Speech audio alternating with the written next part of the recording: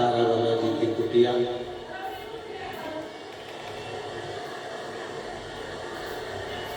जहां तारकेश्वर महादेव विराजमान है। ऐसी पवित्र भूमि पर तारा बाबा जी की ही कृपा से, उन्हीं की करुणा, उन्हीं के आशीर्वाद से ये भगवान विष्णु की पवित्र शिव महापुराण की कथा आप और हम श्रवण कर रहे हैं। कथा के मुख्य यजमान के रूप में तारा बाबा जी की कृपा से विराजमान श्री गोपाल जी कांडा जी, विधायक महोदय सिरसा, पूर्व गृह राज्य मंत्री हरियाणा सरकार, एवं श्री गोविंद जी कांडा जी, मुख्य सेवक श्री बाबा तारा जी की कुटिया सिरसा, वरिष्ठ भाजपा नेता सिरसा हरियाणा। एक बार यजमान परिवार के लिए जोरदार ताली बजाकर स्वागत करना, जिन्होंने इस पवित्र शिव महापुराण की कथा का आयोजन करवाकर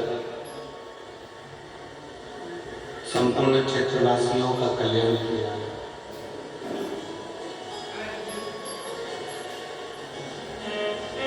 मृत्यु लोक में जन्म ले लिया, जन्म हो गया, आप और हम मृत्यु लोक में आ गए, मृत्यु लोक में हमारा जन्म हो गया, मृत्यु लोक में हम पहुंच गए। पर मृत्यु लोक में जन्म लेने के बाद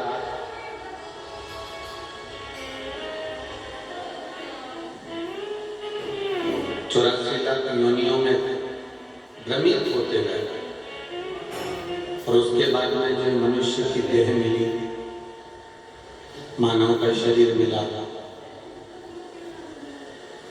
इस मानव के शरीर को प्राप्त करने के बाद यदि हमने पृथ्वी पर आने के बाद भगवान शंकर की शिव भक्ति नहीं करें, मान लो हमारा जन्म तो हो गया, हम आ भी गए इस मृत्यु लोक में, हमारा जन्म भी हो गया, पर हमने अगर शिव भक्ति को धारण ही नहीं किया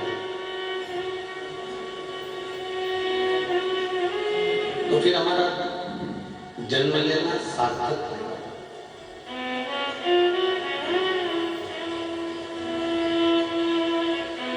अब जैसे आप सरल भाषा में समझे, आप किसी के यहाँ दिल्ली में गए, भटिंडा गए, जयपुर गए, लुधियाना गए, कहीं पर भी आप गए और जिससे मिलने के लिए गए और वही व्यक्ति आपको नहीं मिला, जिससे मिलने के लिए आप पहुंचे और वही व्यक्ति अगर आपको नहीं मिला, वो व्यक्ति यदि आपको नहीं मिलता तो आपका जाना तो फिर व्यर्थ है।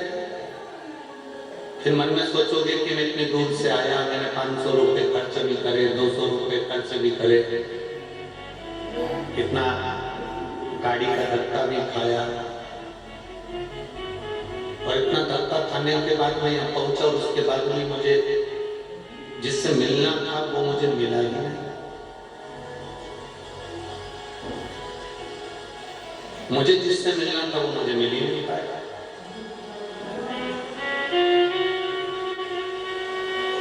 तो शिव पुराण कहती है, जैसे हम जिससे मिलने के लिए पहुंचे और वही नहीं मिल पाए तो हमारा जाना व्यर्थ, हमारा जाना बेकार। जिसके लिए हम गए और वही नहीं मिला तो हमारा जाना बेकार। फिर हम क्यों गए? उसी तरह शिव पुराण की विदेश्वर संहिता भी कहती है, जैसे हम किसी से मिलने गए और वो नहीं मिला तो हमारा जाना उसके घर बेकार है।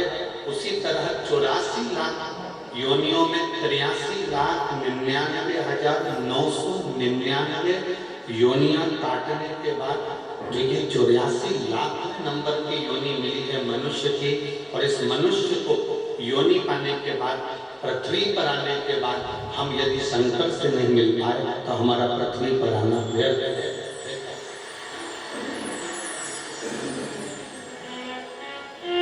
फिर हमारा जन्म लेना बेकार, फिर हमारा पृथ्वी पर आना बेकार,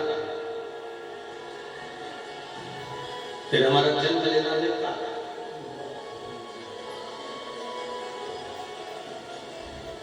इतनी 83,99,999 योनियां काटते काटते काटते काटते यहां पहुंचे।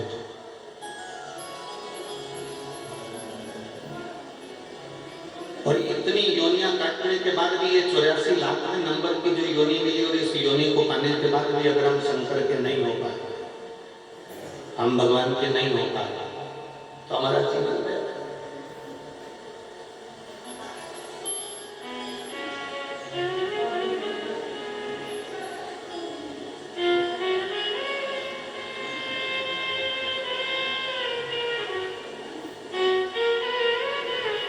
अंगद देव जी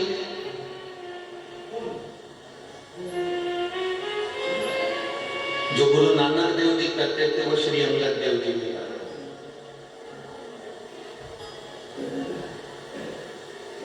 गुरु नानक देव जी की वाणी को अंगद देव जी ने भी अपनी भाषा में उसको कहा।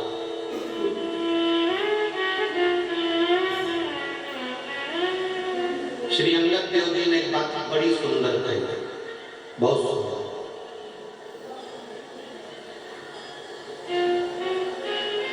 गुरु नानक देव जी जिस बात को करते रहे, जिस बात का वर्णन करते रहे,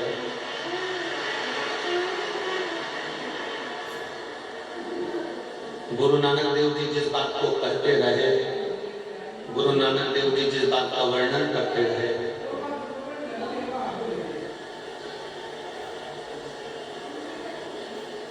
उस बात को श्री अंगद देव जी ने बड़ी सुंदर भाषा में कहा, बड़ी सुंदर भाषा। श्री अंगद देव जी कहते हैं कि जब जंगल में कहीं आग लगती है, जब जंगल में कहीं बहुत अग्नि लग जाती है, जंगल में आग लग जाती है,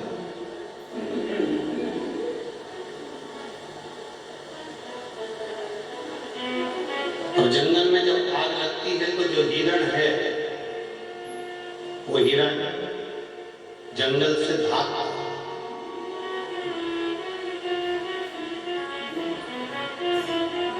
अंगद देव जी कहते हैं कि जो जंगल में आग लगी और आग लगी तो हिरण भागा, हिरण किसी दूसरी ओर नहीं भागा, हिरण भागता है तो जहां नदी है, तालाब है, बावड़ी है, सरोवर है, वहां हिरण भागता है।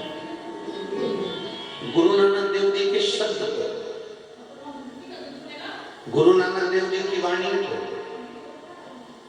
श्री अंगद देव जी कहते हैं कि हिरण जंगल में आग लगने पर भाग रहा है, और भागते भागते भागते भागते पानी को ढूंढ रहा है। वो पानी के करीब में जा रहा है, पानी को,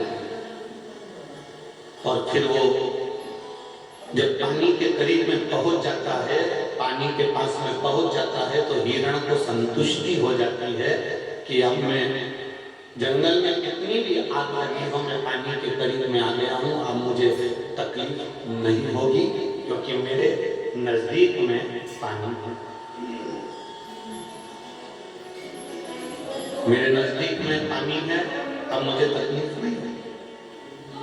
श्री अंगद देव जी कहते हैं कि हिरण आग लगने पर पानी को ढूंढता है, पानी की ओर जाता है, उसी तरह अंगद देव जी करते हैं गुरु नानक देव जी की वाणी को कि जब भीतर अहंकार की अग्नि लगी हो, क्रोध की अग्नि लगी हो, वासना की अग्नि लगी हो, तृष्णा की अग्नि लगी हो, तो श्री अंगद देव जी कहते हैं उस समय पर हमको संत की, गुरु की वाणी को ढूंढना चाहिए और गुरु के पास।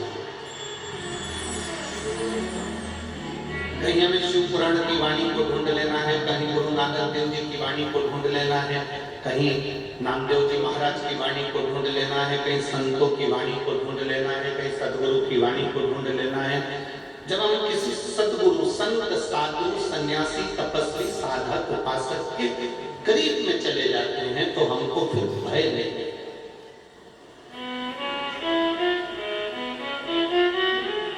तारा बाबा जी की कुटिया में कथा चल रही है, करवाने वाले कौन है? तारा बाबा। आयोजक कौन है? तारा बाबा। करवा कौन रहे? तारा बाबा। किसके घर में बैठे हो? बोलते जाओ जम के, तारा बाबा। रोटी किसकी खा रहे हैं 7 दिन रहकर? तारा बाबा। ठीक है, अब जरा विचार करिए, आयोजक भी वही है, करा भी वही रहा, खिला भी वही रहा, पर प्रस्तुति हमारी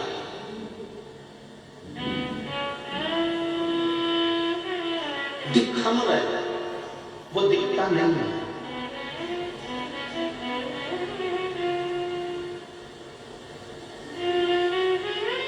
जो संत होता है, जो साधु होता है, जो सतगुरु होता है, वो सम्मुख में नहीं आता, वो पीछे से टेका लगा कर कह देता है कि लो जाओ जाओ, तुम्हारा ये काम हो जाएगा, जाओ जाओ, तुम पहुंचो, तुम्हारा ये कार्य हो जाएगा। कभी तुम्हारे सामने आकर तुमको भरकर 2-4 लाख रुपए कोई गुरु नहीं देगा। बहुत अच्छे से सुन लेना जरा, बहुत समझदारी की कथा है। कोई गुरु, कोई संत, कोई साधु, कोई सन्यासी, कोई तपस्वी, कोई साधक, कोई उपासक अपनी तिजोरी में से 2-4 लाख रुपए निकाल कर तुमको कभी नहीं देंगे, कभी भी नहीं देंगे। क्यों? क्योंकि गुरु, संत, साधु तुमको भिखारी नहीं बनाना चाहता, वो तुम्हें मेहनत करना सिखाएगा और मार्ग बता देगा कि वहां चले। तुम सेठ जा, तो यहाँ से बठिंडा चले जाना, तू जा, यहाँ से दिल्ली चले जाना, तो यहाँ से नोएडा चले जाना, तो यहाँ से गुड़गांव चले जाना, तो लुधियाना चले जाना, तो जयपुर चले जाना, वहां जाकर ये कर लेना। गुरु कभी अपनी तिजोरी में से धन नहीं देगा, कभी नहीं, क्योंकि दे देगा तो तुम्हें लालच बढ़ जाएगा, फिर तुम कुछ काम करने के लायक नहीं बचोगे। अगर उसने धन दे दिया ना तो तुम किसी काम के नहीं बचोगे, किसी काम के लिए।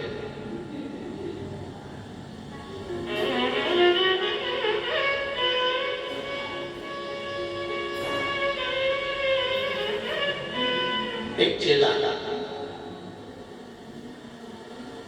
हम पहले इस कथा को बोल चुके हैं तो उसमें आपके स्मरण में रहा होगा, उसके स्मरण में पाया। एक चेला, उसकी बहन की शादी है और बहन की शादी है और उसको आश्रम से जाना है। अब गुरुजी से कैसे कहे कि मेरी बहन की शादी है, फिर भी उसने मन करा कि मैं अपने गुरुजी से यह कह देता हूँ कि मेरी बहन की शादी। गुरुजी के पास में इतनी सारी प्रॉपर्टी है, गुरुजी के पास में इतना बड़ा मठ बना हुआ है, इतना बड़ा आश्रम बना है, तो गुरुजी मेरी बहन की शादी में 2-4 लाख रुपए, 25-50 हजार रुपए दे दे। शिष्य ने गुरुजी से कह दिया, गुरुजी मेरी बहन की शादी है, मैं कुछ दिन के लिए जा रहा हूँ, चले हम? गुरुजी ने कहा चले। गुरुजी हम बहुत गरीब हैं, हमारी परिस्थिति ठीक नहीं है, हमारी परिस्थिति ठीक नहीं है, चले जाओ। चल गुरुजी, लड़के वालों ने डिमांड भी बहुत करी है और हमारी इतनी औकात नहीं है। गुरुजी ने कहा ठीक है चल। अब शिष्य ने कितनी बात घुमा कर गुरुजी को बताई, पर गुरुजी ने एक बार भी नहीं किया कि अंदर से तिजोरी खोल के 50,000 रुपए दे दो, चल जाओ। नहीं। अब वो जाने लगा तो गुरुजी ने आवाज लगा कर सुन, सामने झोला रखा था, उस झोले में 5 किलो अनार रखे। अब चेले ने सोचा माथा भड़ी को अनार को क्या क्या, शादी में अनार का क्या काम है? झोले में अनार रखे हैं, वो लेकर चली जा तेरी बहन के साथ। अब गुरु ने उसको अनार दे दिया। चेला अपने गुरु को कोसता जा रहा है, कैसा गुरु है, इतनी प्रॉपर्टी है, इतना दौलत है, इतना धन है, इतनी जायदाद है, इतना पैसा है, चांदी के गिलास में गुरुजी दूध पीते हैं, चांदी के कटोरे में रोटी खाते हैं, इतना धन, और गुरुजी ने मुझे दिया क्या? केवल 5 किलो अनार। और उस 5 किलो अनार का मैं करूंगा। चला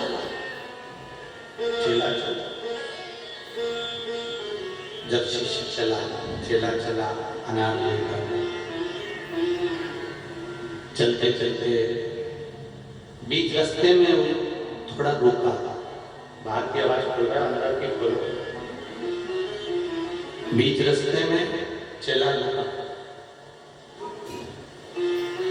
जब बीच रास्ते में चला रुका तब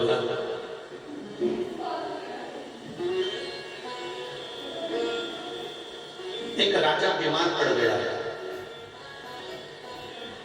और राजा बीमार पड़ा तो वैद्य जी ने उसको देखा था, डॉक्टर ने उसको देखा था, और वैद्य जी ने कहा था कि इसको जो दवा दी जाएगी वो दवा अनार के रस में दी जाएगी।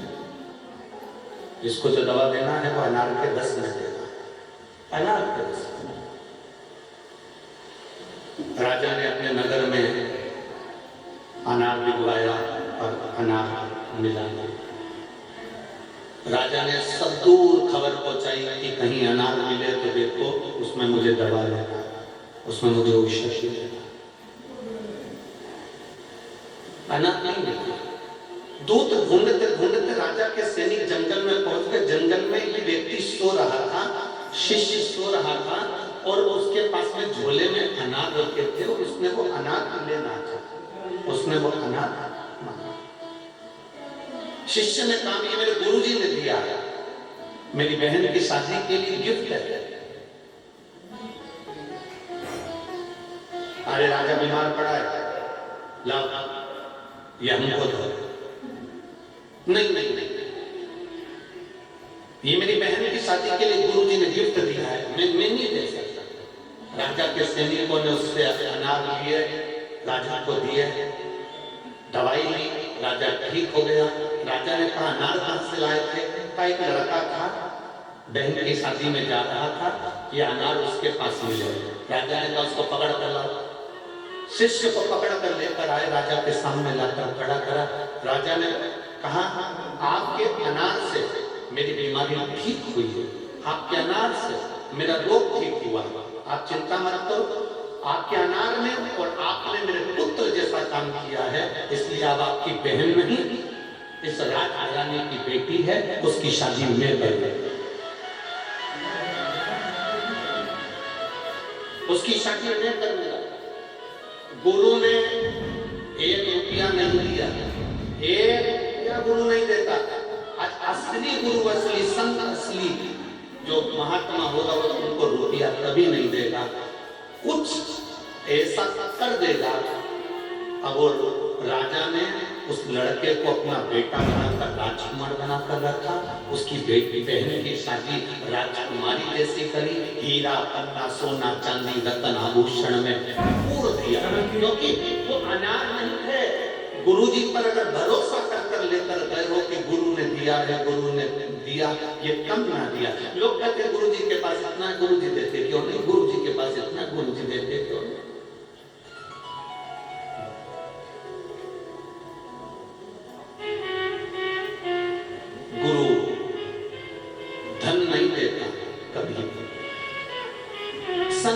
सतगुरु कभी धन नहीं देगा।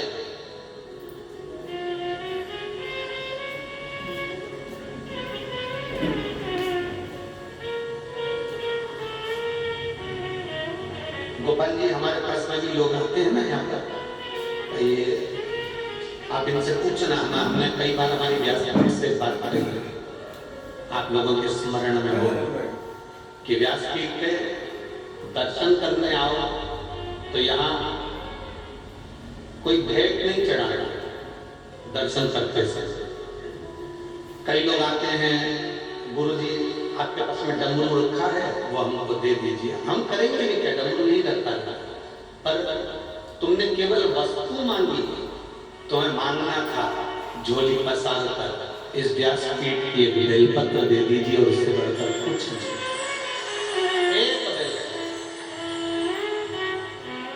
एक बेलपत्र का फल क्या होता है, एक बेलपत्र का स्वरूप क्या होता है, एक बेलपत्र का कीमत क्या है।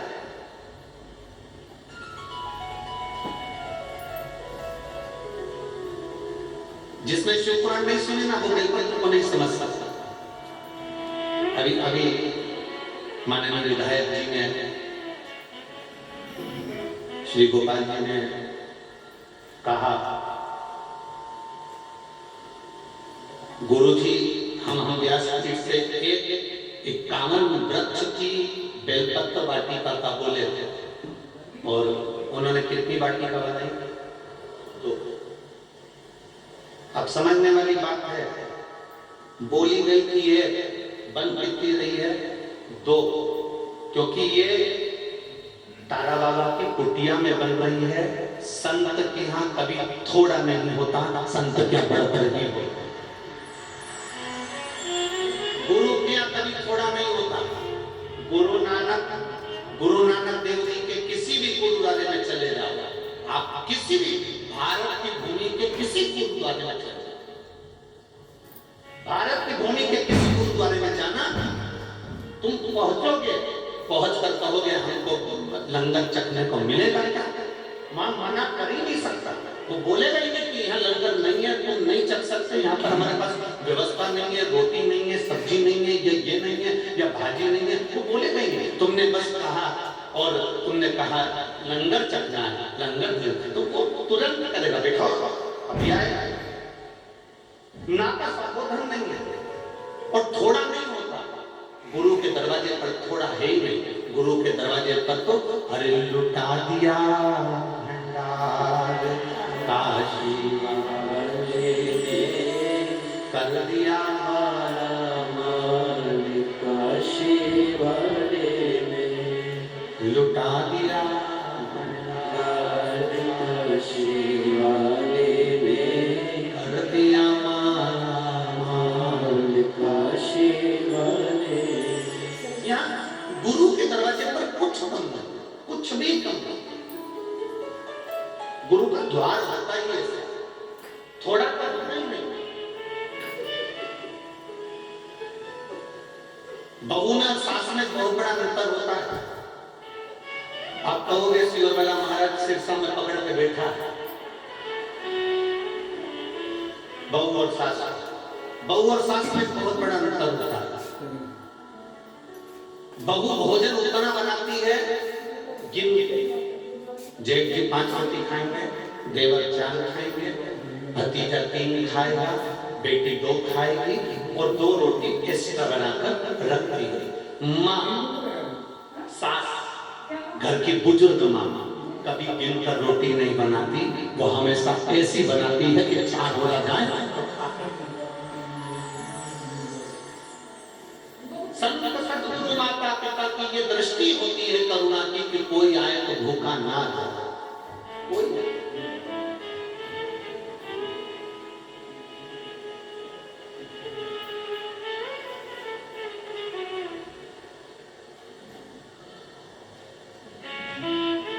जो दिल से पुकारता है वो दिल से कर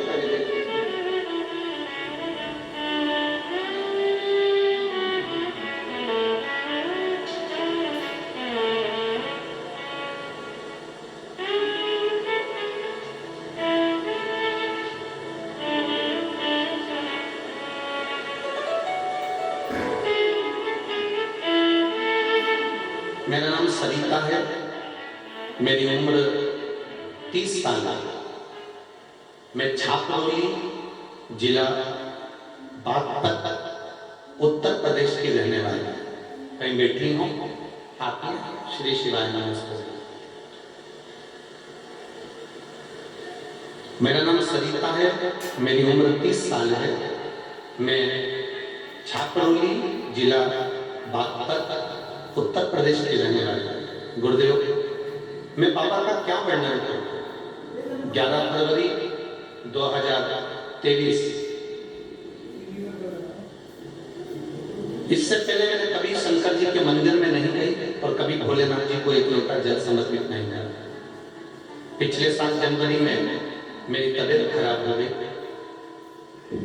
और मुझे बहुत तकलीफ होने लगी। जब डॉक्टर को दिखाया ना गुरुदेव, तो मालूम पड़ा कि मुझे 3rd स्टेज का कैंसर हो गया।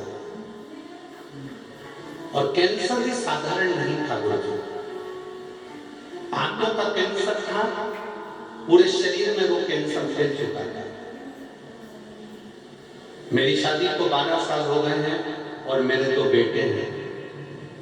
अचानक इतनी बड़ी बीमारी जानकर मुझे सदमा सा लगा।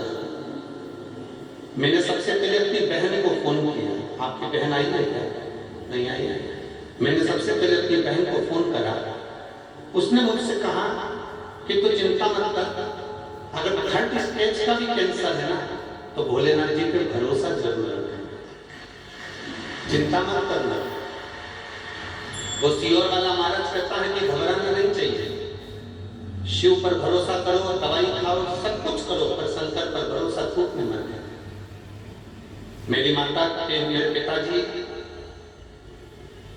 जब मैंने कथा श्रवण करी तो मैंने मेरे पिताजी को सीहोर भेज दिया और सीहोर में भेजकर वहां से कंकर और रुद्राक्ष दोनों बुलवा लिया।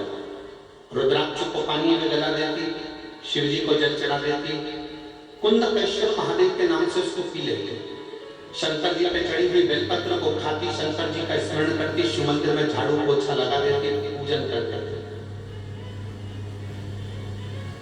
तुरंत एक और दिया। मेरे पति और ससुराल वालों ने मेरा इलाज करवाने से मुझे मना कर कि ये 3rd स्टेज का कैंसर है, बचना तो है नहीं, तो इलाज करता है। तब लगभग 1 साल हो गया। 1 साल में मायके में ही रही और मेरे महादेव की सेवा करते रही। मेरा भाई मेरा सहायता करे। हम 6 बहन और 1 भाई हैं। मेरे भाई ने मुझे दिल्ली के सबसे बड़े अस्पताल में, मैक्स अस्पताल में मेरा इलाज करवाना चालू किया। डॉक्टर ने मेरे भाई को कर दिया और मेरे सामने ये कर दिया कि ये बचेगी नहीं, इसका 3rd स्टेज का जो कैंसर है वो पूरे शरीर में फैल चुका है। दवाई करा रहे हो पर उसका कोई फायदा नहीं होगा, 10% भी बचने के चांस नहीं है, इसको ले ले। हम बाबा पर छोड़ दिए और फिर हमने बाबा को ये समर्पित कर दिया। 1 लोटा जल चढ़ाती, रुद्राक्ष का पानी पीती, शिव जी का जो कंकर लाए थे उसकी पूजन करके मंदिर में घंटों सेवा करते। बाबा का मैं क्या गुणगान करूं। मेरे बाबा ने ऐसी कृपा कर दी कि आज मैं पूर्ण तरह से ठीक हूं और बाबा को नमन करने। एक बेलपत्र ले जाओ, मैं पूर्ण तरह से ठीक हूं और मैं बाबा को नमन करता हूं। ये कृपा शिव कर सकता। अकाल मृत्यु हो मरे जो काम करे चंडाल और काल उसका क्या बिगाड़े जो भक्त हो। जो शिव की आराधना करता, जो शंकर की आराधना करता, जो शिव भक्ति में डूबा रहता, फिर उसका बाल आता नहीं। भगवान शिव को घर रुद्रकालदर्शी है, वो कैलाशी है, वो अविनाशी है, वो शंकर सहज। जिसने बेलपत्र के महत्व को पहचाना, अभी तो हम श्री गोविंद जी को, श्री गोपाल जी को हम धन्यवाद देंगे, बहुत बहुत धन्यवाद कि आपने इस व्यासपीठ की वाणी को स्वीकार कर वाटिका लगाने का जो संकल्प लिया, ये वाटिका सहज नहीं है। इसके नीचे बैठकर मात्र भगवान शिव का 3 दिवस का दर्शन करने पर फल मिलता है, सहज नहीं है। बेलपत्री को जो पहचान गया उसने अपनी जिंदगी के साथ ऐसा नहीं।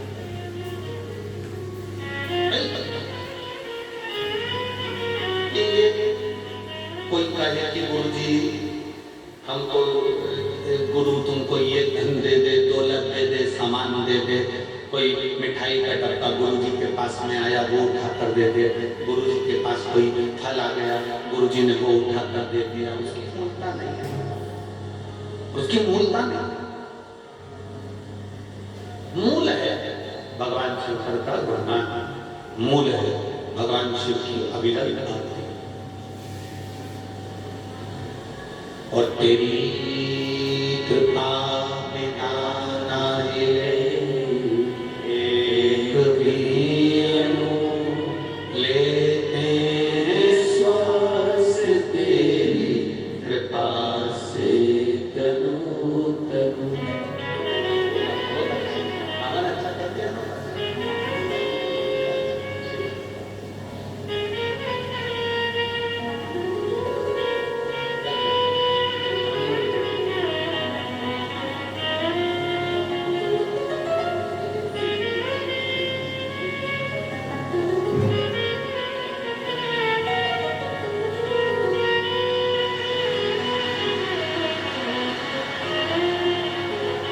तेरी कृपा बिना नाहि एक भी अणु लेते हैं श्वास, तेरी कृपा से तनु तनु। हे मंगलहार मुक्तिवार ओंकार तू, भोले ओंकार तू।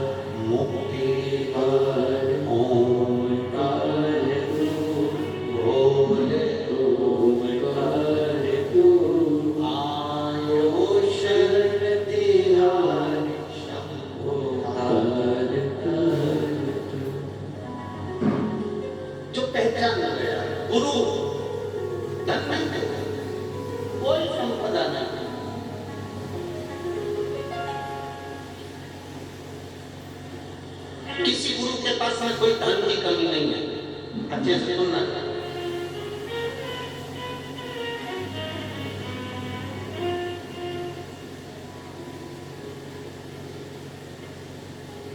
किसी गुरु के पास में कोई संपदा की कमी नहीं, कोई वैभव की कमी नहीं, कोई धन की कमी नहीं, कोई सत्ता की कमी नहीं।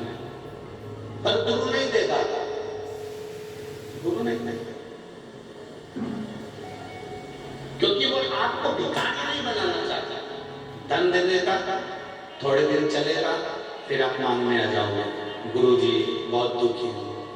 गुरुजी फिर दे देते, तुम फिर मांगने आ जाओगे। गुरु भिखारी नहीं बनाना चाहता, गुरु भिक्षुक नहीं बनाना चाहता। मेरा शंकर भी ऐसा है, मेरा शिव भी ऐसा।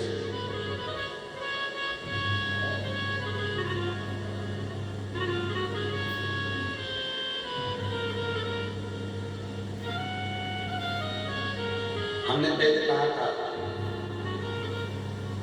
कोई जल्दी बनता है, कोई लेट बनता है, शंकर को जल चढ़ाने वाला एक दिन सेठ जरूर बनता है। हम पहले कहे, कोई जल्दी बनता है, कोई लेट बनता है, थोड़ा समय लग सकता है, थोड़ी तकलीफें ज्यादा आ सकती है, थोड़ा कष्ट जिंदगी में आ सकता है, पर एक दिन से अब किसी ने कहा कि वो तो खुद बिराने में रहता है, तारा बाबा को देखो, अभी अभी तो ये कुटिया बड़ी बन गई, पर तारा बाबा की जो कुटिया है जिसके अंदर वो रहते थे, अंदर जाकर तुम कभी दर्शन किए होंगे। टाट बार क्या बोलते हैं, बांधन बोलते, बोरा बोलते, टाट बोलते, टाट। उनकी उनकी पूरी कुटिया में कम से कम 15 जगह पे टाट रखे थे, लोहे की पेटी, कोई कीमती वस्तु कुछ भी नहीं, ओघड़ अड़भंग, जैसे शिव रहते हैं वैसा वो रहते हैं। लोग कहते हैं शिव जी के पास में तो कुछ भी नहीं है, शंकर जी के पास में ना बहुत सारा धन दिखता है, ना कोई वैभव दिखता है, ना कुछ दिखता है, कुछ भी नहीं है शंकर जी के पास। फिर ऐसा क्या है? मंगलवार का व्रत करते हो, तुमने हनुमान जी का व्रत करा, मंगलवार का व्रत करा, तुमने मंगलवार का व्रत करा, कितने भी व्रत कर लो, शुक्रवार का व्रत कर लो, शनिवार का व्रत कर लो, गुरुवार का व्रत कर लो, रविवार का व्रत कर लो, चतुर्थी का व्रत कर लो, तीज का व्रत कर लो, एकादशी का व्रत कर लो, प्रदोष का व्रत कर लो, तुम्हारी मर्जी पड़े जिसके व्रत कर लो। पर एक एक पुराण को उठाकर देखना, किसी पुराण में तुम्हें ये नहीं मिलेगा कि तुमने जिस भगवान का व्रत करा उसने तुमको दिया, नहीं। जिसका भी व्रत करोगे, व्रत तुम किसी का भी करो, पर पृथ्वी पर रहने वाले, हल देने वाले तो केवल एक देव में महादेव है, हल वही है। शनिवार का व्रत करोगे तो शनि महाराज को पहले भगवान शंकर को कहना पड़ेगा, मेरा भक्त व्रत कर रहा है, मेरा आप मृत्यु लोक के देवता हो, इनको देना पड़ेगा। वैकुंठ में अगर तुम जाके व्रत करते ना तो भगवान वैकुंठ अधिपति दे देते, पर पृथ्वी पर व्रत कर रहे हो तो पृथ्वी के देवता को पूछ कर देना पड़ेगा। तिरुपति में भगवान वेंकटेश भी अगर आकर बैठे तिरुमाला में तो पहले भगवान शंकर से पूछा, क्या मैं तिरुपति में आकर बैठ जाऊं तिरुमाला में? जब भगवान शंकर ने कह दिया तब वो तिरुमाला में आकर बैठे। नाथद्वारा में श्रीनाथ जी, नाथद्वारा में श्री जी बाबा आकर बैठे तो उन्होंने एक लिंग जी से पूछा, क्या मैं यहाँ आकर बैठ जाऊं? तब बाबा ने कह दिया कि तुम बैठ गए, मना ना,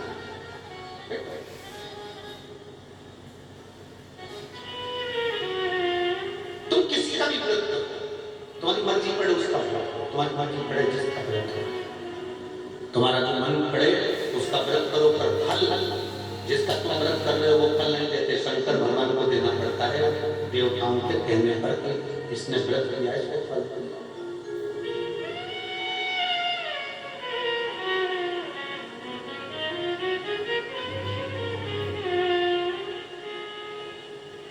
जिसने पहचान शंकर भगवान को जो जान गया है, उसने एक महिला बैठी है यहाँ पर, सुमन गोदारा, पति का नाम है अनिल गोदारा, हरियाणा के हिसार,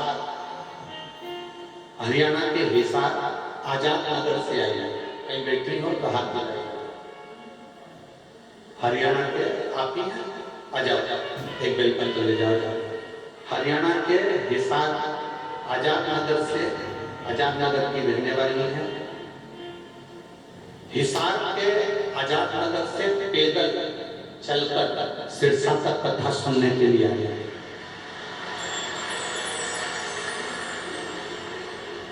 पैदल चलकर आई।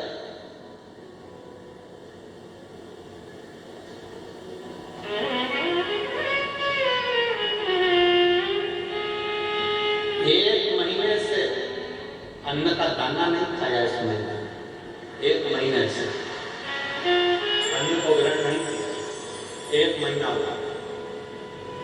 केवल बाबा के भरोसे चलकर कुछ बाबा से विनती करी थी, उसने स्वीकार कर ली। कथा सुनने के लिए दिल से कहीं नजदीक में हो और मैं जाऊं।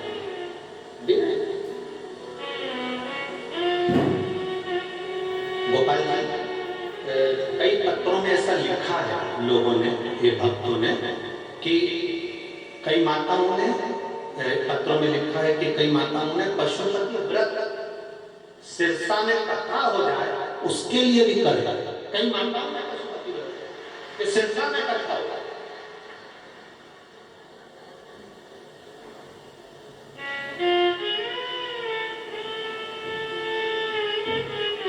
ये शिव भक्ति है, ये ओघड़ दानी की भक्ति है, शंकर की अभिनव भक्ति है। उसको पहचानना बहुत कठिन है, उसको जानना बहुत कठिन है। जिस दिन हम उसको पहचान लेंगे, जिस दिन हम उसको जानना गए, जिस दिन हम उसको पहचान गए, जिस दिन हम उसको जान गए, पहचान गए, उस दिन वो हमारे करीब में होगा और हम उसके करीब में। जिस दिन हम जान गए उस दिन वो हमारे करीब में होगा, हम शिव महापुराण की कथा कहती है, हिरण भागता है पानी की ओर और मनुष्य को भागना चाहिए संत सतगुरु की वाणी की ओर।